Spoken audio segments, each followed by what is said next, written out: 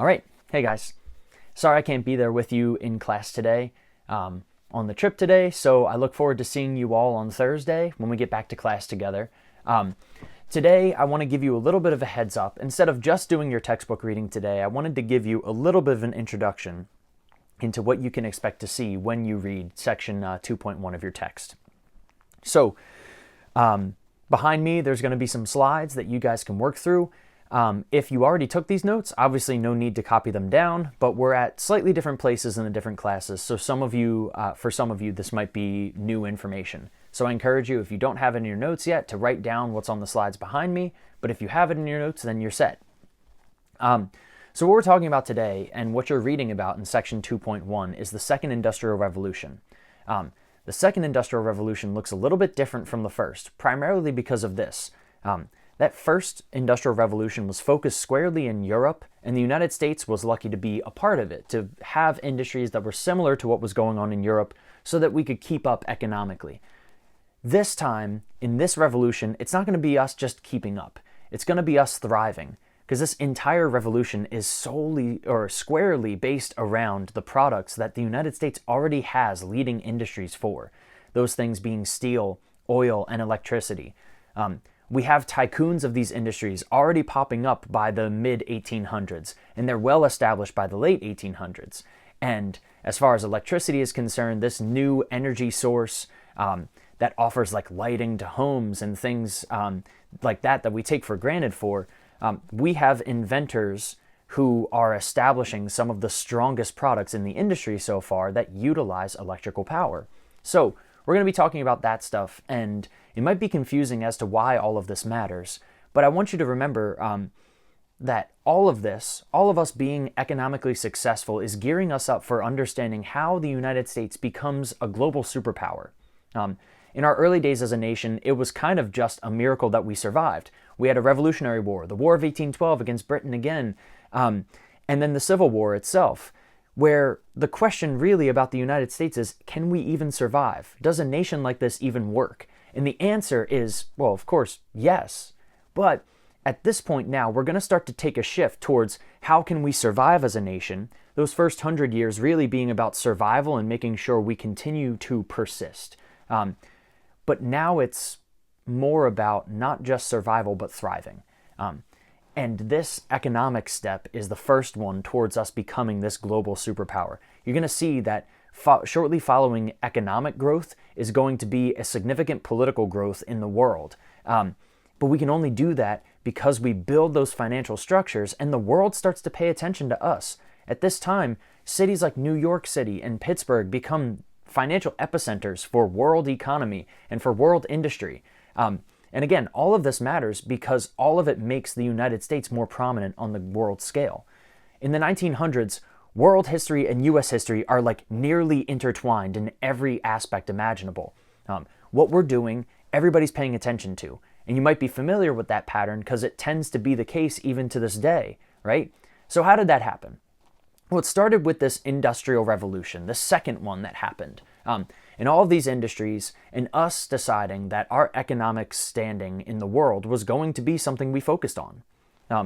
So let's understand this a little bit. Again, I told you that we had steel, oil, and electrical industries that were already thriving before the world started to depend on these resources. So naturally, they look towards a country that has these things in abundance and has industries that are guaranteed to succeed. You invest in an industry that has some chance, a high likelihood of succeeding.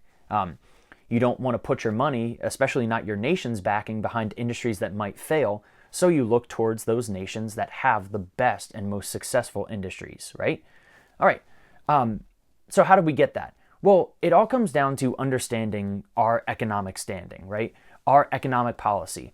And I told you guys yesterday, or if I haven't told you squarely yesterday, we had talked about capitalism in some way, shape, or form before getting into this unit.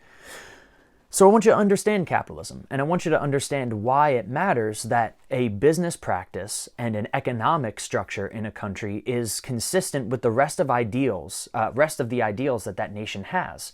So for us in the United States, you understand that we have ideals concerning independence and democracy. the fact that individual people have a voice, and that in every way possible, the government does not step in when unnecessary towards the lives of its citizens, right? You get that. As a matter of fact, we believe in something called consent of the governed and popular sovereignty. The idea that the people are actually the ones who grant the government its power. They consent to be governed, and so that's the only authority which the government has, is that which the people offer to it. Consistent with that type of idea that the people are free to a certain extent to engage in the world as they see fit and to avoid government interference when it's unnecessary, results in an economic theory that's actually consistent with those ideals. And we have a lot of thanks to give to Alexander Hamilton for this, because he's the one who created the initial American banking system. He's considered to be the father of American capitalism. And capitalism is simply this. It can be misunderstood. It can be applied to things that it doesn't actually necessitate.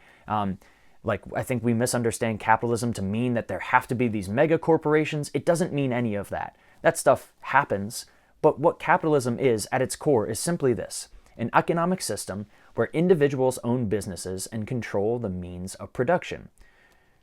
In capitalism, private individuals own companies, and they get to make the calls as to what happens in those companies, what products they make, what products they invest in, what other companies they try to incorporate, what other things that they do in order to push their product to market.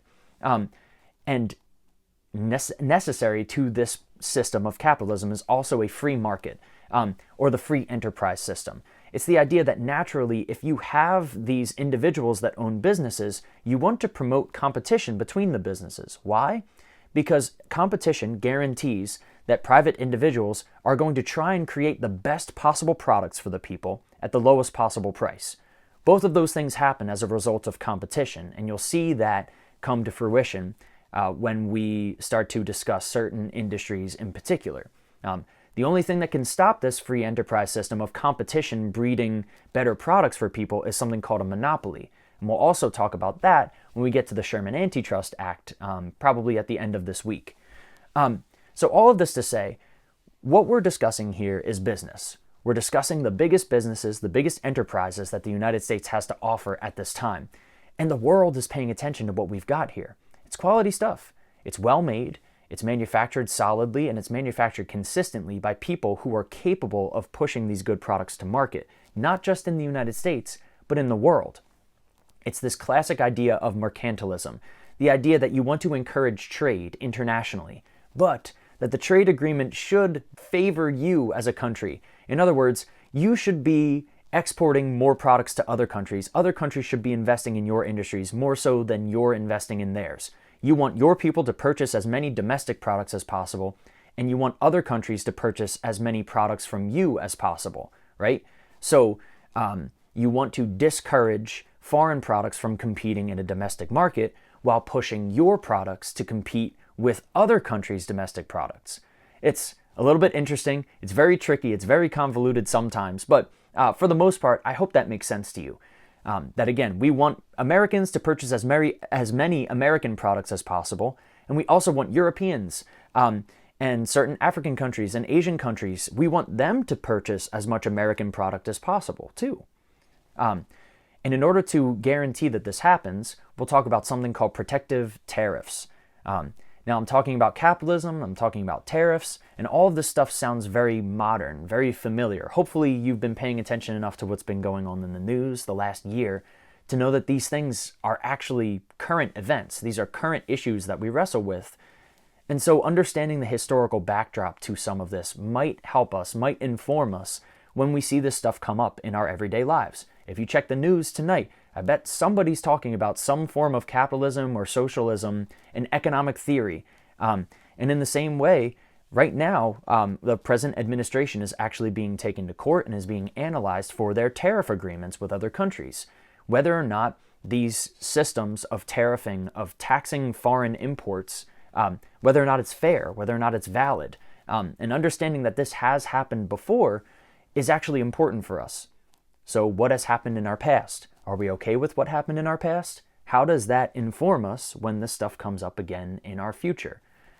That all, I hope, at least to a certain extent, you start to unravel that a little bit as you read through chapter 2.1 today in your notes. All right?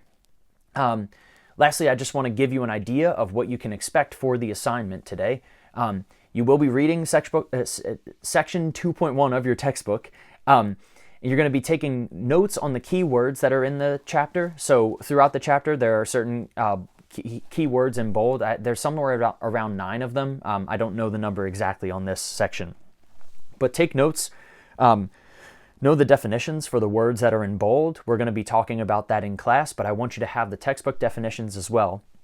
And finally, there's just 3 questions I want you to answer here. So take a look at them. They're on the screen there. I want you to answer these questions in a page of your notebook paper. Have that ready to show me on Thursday.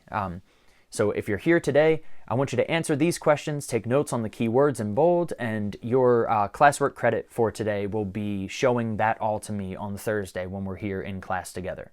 All right. Good luck on this assignment. I look forward to talking through all of this stuff with you on Thursday. Yeah, I'll see you then. Take care.